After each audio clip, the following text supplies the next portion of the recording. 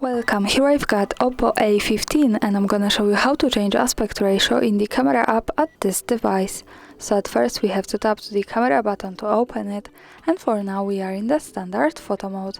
From here let's go to the right corner. When we pick this button we get access to 3 other options we can manage.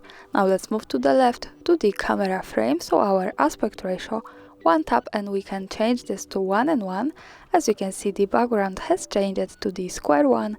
Another tap and we can move to full camera frame, full aspect ratio, and this is how it works. And when we pick this button once again, we can go also to 16:9, a little bit shorter than full. Another tap and we go back to 4:3, the original one. And that's all. Thanks for watching, subscribe our channel and leave the thumbs up.